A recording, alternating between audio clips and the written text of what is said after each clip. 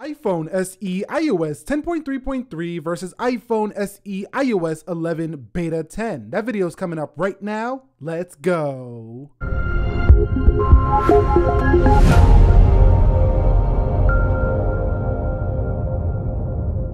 So what is up, guys? Nick here, helping you to master your technology, and we are getting close to the official build of iOS 11, and many people have requested, Nick, go ahead and make that video, iOS 10.3.3 versus iOS 11. I want to see how the speed's coming along on my iPhone device. So we're going to do that here in this video. Let's begin with a boot up test. Okay guys, so let's go ahead and boot these up at the same time in 3, 2, 1. And you can see Apple logos are showing for both devices here, and let's go ahead and lay them down on the table here. Actually, I'll just hold them here for you, and you should see that iOS 10.3.3 should beat iOS 11 Beta 10, but you know, I haven't actually done this test, but in the previous test 10.3.3 was still beating the beta. So let's see what happens here, and you see 10.3.3 is ahead there over the beta, and we're about 10 seconds in or so, maybe 5 seconds actually, and here comes iOS 11 Beta 10. Okay guys, so let's go ahead and talk about the general user interface. So what I mean by that is like just regular stuff throughout the OS, the control center, like the notifications tray, for example, the lock screens, the fingerprint scanner. So let's start with the fingerprint scanner. So you can see it's a little bit quicker there on iOS 11 Beta 10 for the iPhone SE. Let's do that one more time. And you can see this one was just a little bit quicker. Let's try that one more time just to make sure. So opening them up, you can see iOS 11 Beta 10 just a little bit quicker there.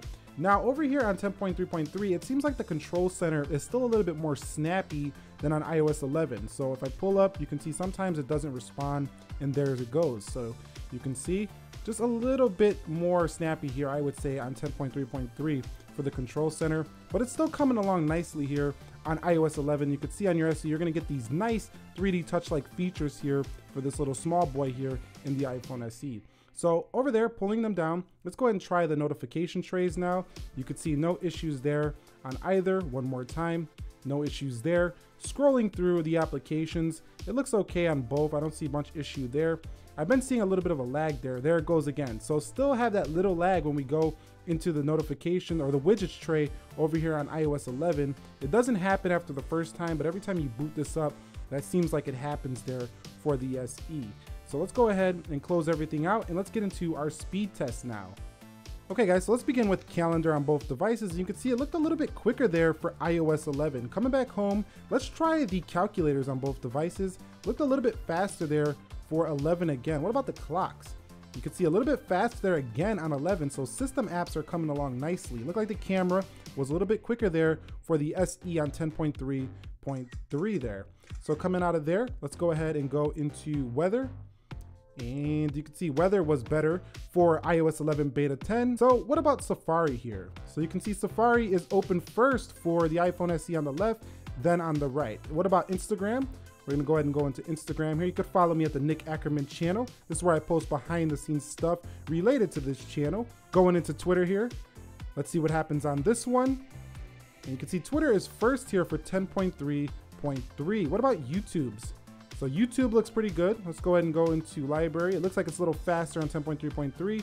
And wow, that looks about the same on both gadgets. What about Amazon now on both gadgets? And you can see Amazon is first there on the right. So looking pretty good there. So like I've said in my previous videos with the iPhone SE on betas, that it's one of the best devices so far when it comes to running this thing. So let's go into Play Newsstand now on both.